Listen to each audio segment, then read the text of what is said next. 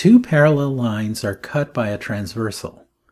There are two angles labeled, and one of them is x.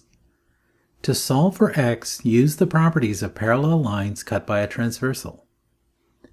Angle x has a corresponding angle, this one. The angles are congruent, so this angle is also x.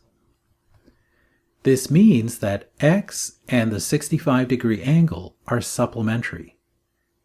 So we can now solve an equation.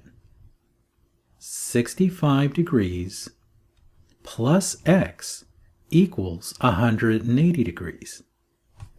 So subtract 65 degrees from both sides of the equation.